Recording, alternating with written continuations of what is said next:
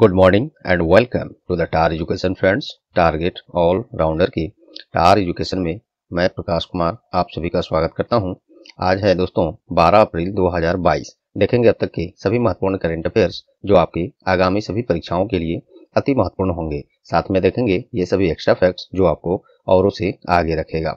इस क्लास का पीडीएफ आप टार एजुकेशन के इन सभी सोशल मीडिया प्लेटफॉर्म से जुड़ के और टार एजुकेशन की वेबसाइट से विजिट करके पीडीएफ और अन्य बहुत सारे स्टडी मटेरियल प्राप्त कर सकते हैं। सभी का लिंक नीचे डिस्क्रिप्शन बॉक्स में दिया हुआ है, जरूर विजिट करें और जुड़ जाएं।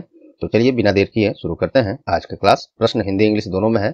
आपसे आग्रह रहेगा कि क्लास को अंत तक अटेंड करेंगे, तभी आपको इस क्लास का महत्व पता चलेगा। चलिए देखते हैं first question. Who has become the first cricket player who retired in the Indian premier league IPL history? हाल ही में कौन इंडियन प्रीमियर लीग अर्थात IPL के इतिहास में संन्यास लेने वाले पहले क्रिकेट खिलाड़ी बन गए हैं? सही जवाब है रविचंद्रन अश्विन।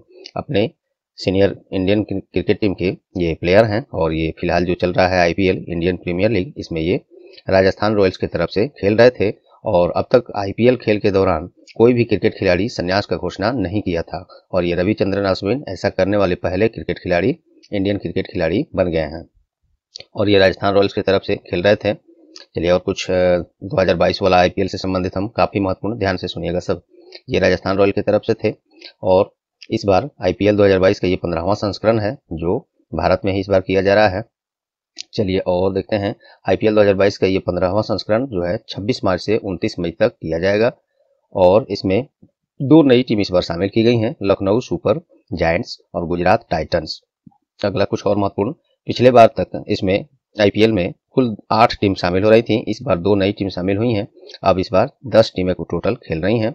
वो सभी टीम हैं चेन्नई सुपर किंग्स जो CSK बोलते हैं, Delhi Capitals, Punjab Kings, Kolkata night Riders जिसे KKR कहते हैं, Mumbai Indians, Rajasthan Royals, Royals Challengers Bangalore, Sunrisers Hyderabad, Gujarat Titans और लखनऊ सुपर जायंट्स। ये लास्ट वाला दोनों टीम बिल्कुल नया है और इन्हीं दोनों के साथ इस बार 10 टीम इसमें भाग ले रही हैं। और एक और न्यूज अभी खेल के दौरान ही बन गया है कि IPL के ये इतिहास में देखिए चेन्नई सुपर किंग्स की तरफ से खेलते हैं ड्वेन ब्रावो।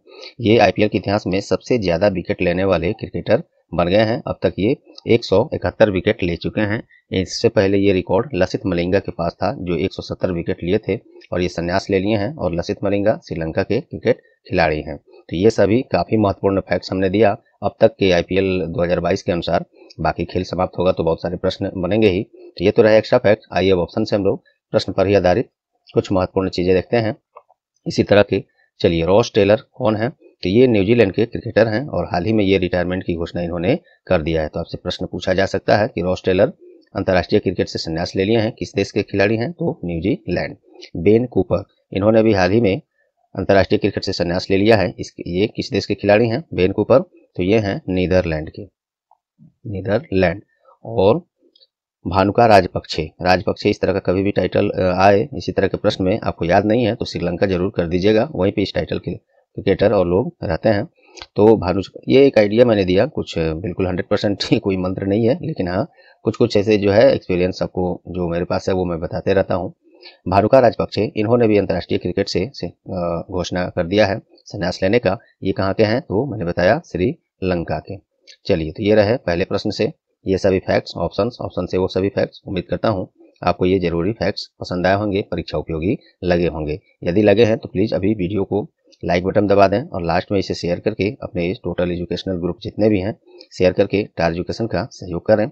और चैनल पर आप नए हैं या चैनल को अब तक सब्सक्राइब नहीं किए हैं तो अभी सब्सक्राइब बटन दबा दें और साथ में बेल आइकन भी दबा दें। मुझे पूरा विश्वास है दोस्तों इतना सहयोग आप लोग करेंगे। और एक महत्वपूर्ण बात कि टॉपिक वाइज क्लास बहुत सारे कराए गए हैं, जैसे new appointments, awards, sports awards, days and themes, scheme, ranking, बहुत सारे टॉपिक्स कराए गए हैं। और ये खास बात है इसमें कि ये जनवरी 2021 से मार्च 2022 तक इसमें कवर किया गया है। इससे बाहर एक भी प्रश्न नहीं जाएगा इस अवधि के दौरान से, यह मैं पूरा विश्वास दिलाता हूं आपको। सभी का लिंक नीचे डिस्क्रिप्शन बॉक्स में दिया हुआ है, जरूर विजिट करें, देखें और शेयर भी करें और सहयोग भी करें। चलिए बिना देर किए नेक्स्ट क्वेश्चन पर हम लोग चलते हैं। अब second question is recently who has appointed as the new chairman of union public service commission UPSC? हाल ही में संघ लोक सेवा आयोग UPSC के नए अध्यक्ष के रूप में किसे नियुक्त किया गया है? सही जवाब है डॉक्टर मनोज सोनी। इनको अभी ये ऑलरेडी यूपीएससी में सदस्य थे और अब इनको यूपीएससी का चेयरमैन नियुक्त कर लिया गया है, अध्यक्ष नियुक्त कर लिया गया है।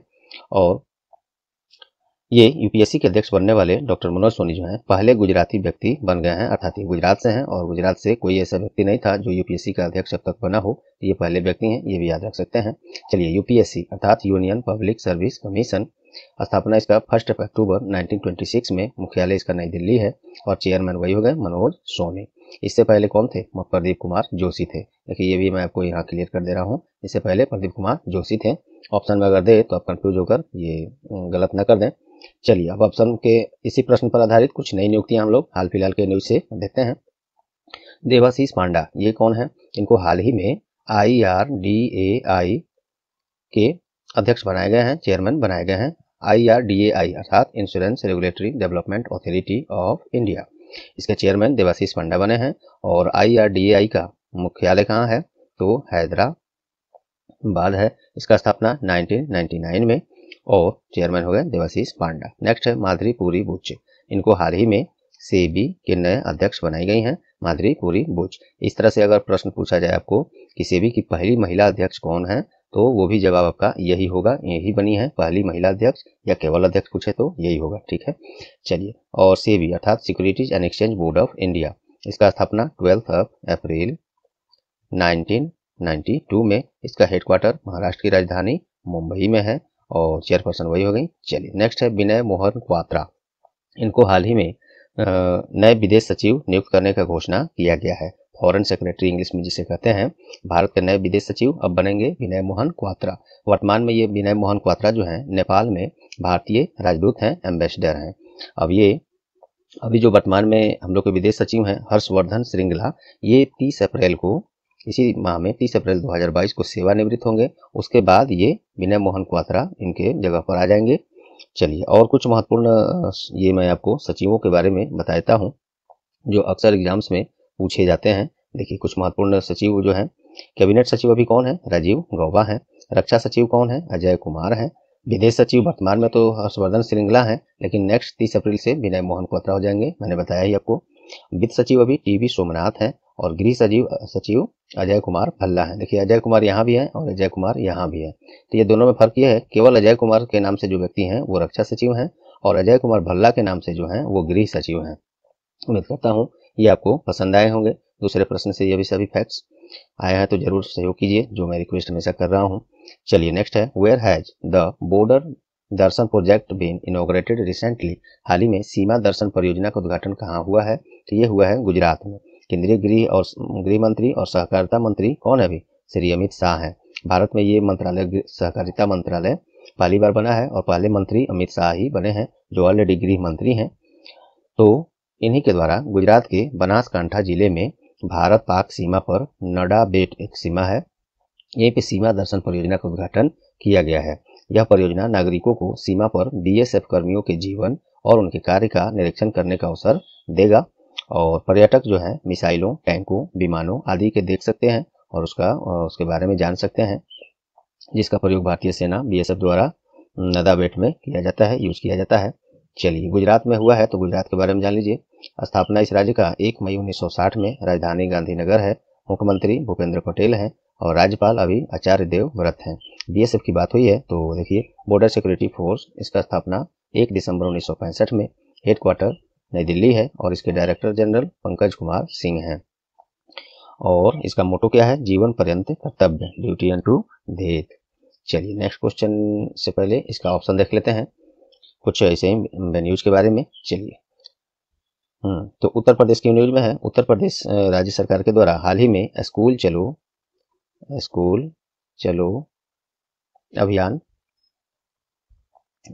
अभियान शुरू किया गया है। किस राज्य के सरकार के द्वारा?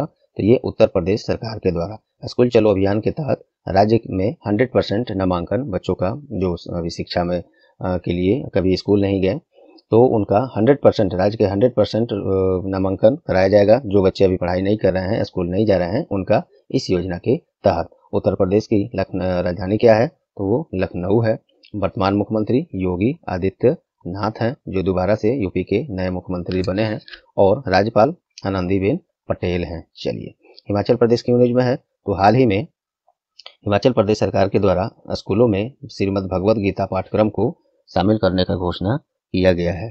ये किस राज्य सरकार के द्वारा? तो हिमाचल प्रदेश सरकार के द्वारा। ऐसा करने वाला ये देश का दूसरा राज्य बन गया है। तो इससे पहले पहला राज्य कौन है जो भगवद गीता को स्कूल में पाठ्यक्रम के रूप में शामिल किया? तो वो है गुजरात। वो गुजरात था, गुजरात। तो चलिए हिमाचल प्रदेश के बारे में जान लेते हैं। हिमाचल प्रदेश राज्य का स्थापना 25 जनवरी 1971 में। मुख्यमंत्री कौन है? जयराम ठाकुर हैं। और राज्यपाल कौन है? राजेंद्र विश्वनाथ अर्लेकर हैं। और चलिए, और हिमाचल प्रदेश की राजधानी शायद मैंने बताया शिमला। 200 राजधानियां हैं इसका, 2 ठो। शिमला है समर सीजन के लिए और एक है धर्मशाला विंटर सीजन के लिए।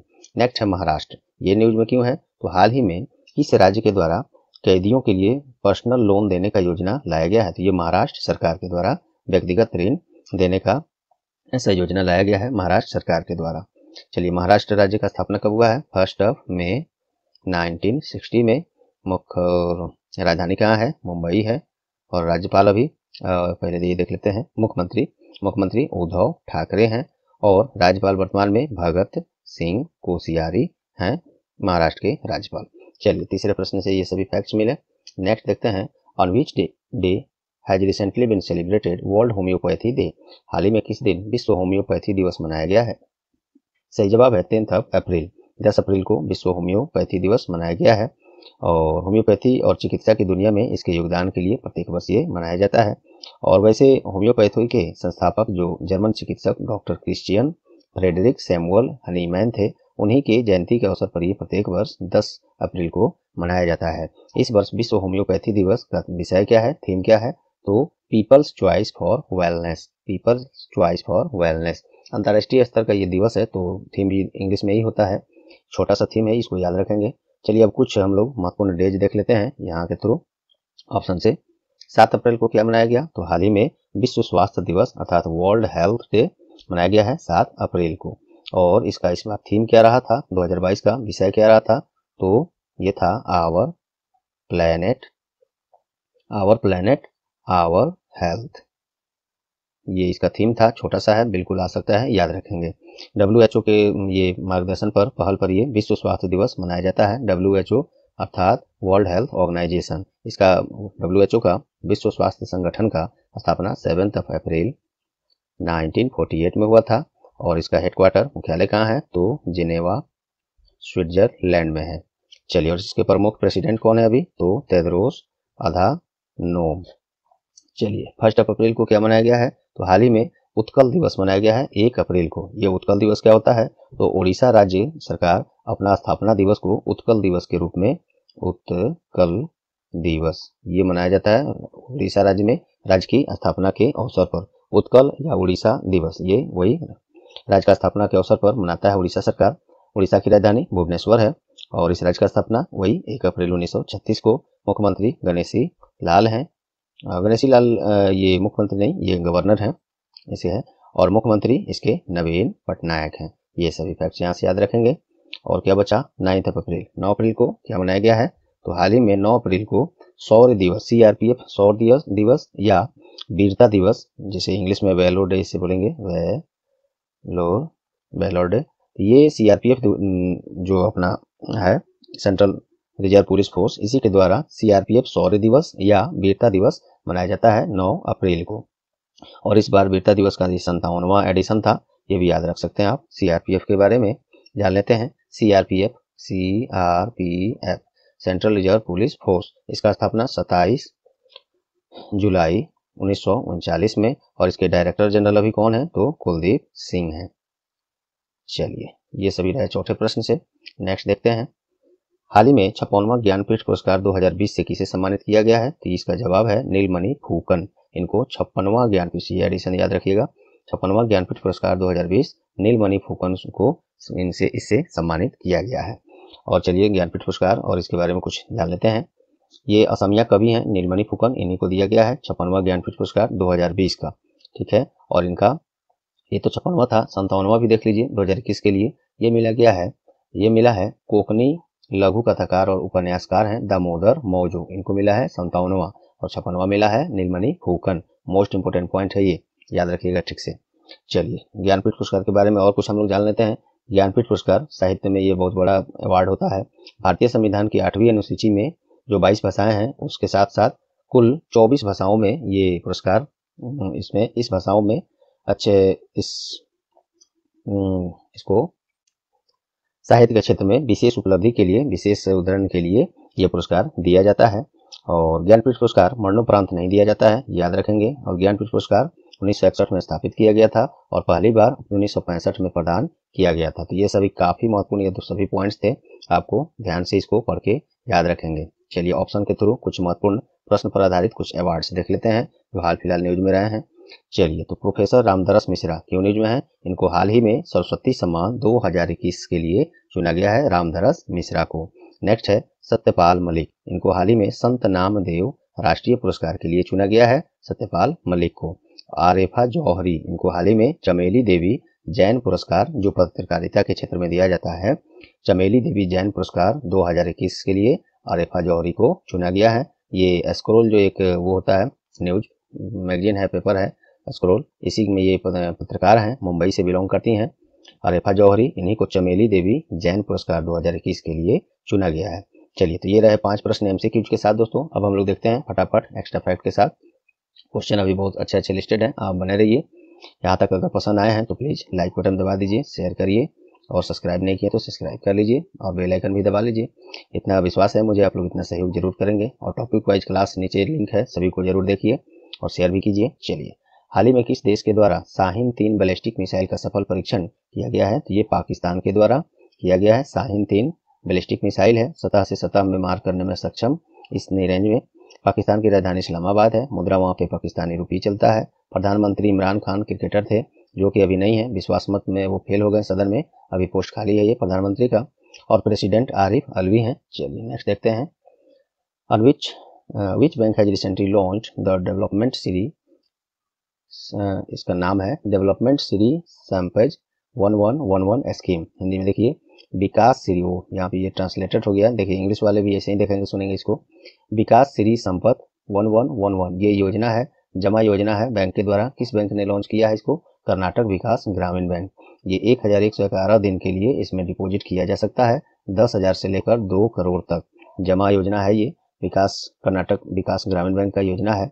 2005 में इसका स्थापना हुआ है। मुख्यालय इसका धारवाड़ जो कर्नाटक में है और इसके चेयरमैन अध्यक्ष कौन है? पी गोपी कृष्णा। नेक्स्ट है, हाल ही में किस दिन विश्व पार्किंसंस दिवस मनाया गया है? तो 11 अप्रैल को मनाया गया है। ये देखिए न्यूरो जेनरेटिव बीमारी के बारे में जागरूकता बढ़ाने के लिए ये प्रत्येक वर्ष 11 अप्रैल को ये दिवस विश्व पार्किंसन दिवस मनाया जाता है। जेम्स पार्किंसन ने 1817 में पहली बार इस बीमारी का पहचान करते हुए NSA on the sacking policy नामक एक लेख भी लिखा था इस पर, और उसी उपलब्धि को याद करने और इस बीमारी पर जागरूकता बढ़ाने के लिए दिवस मनाया जाता है। इस वर्ष विश्व पार्किंसन दिवस का विषय क्या है, थीम क्या है?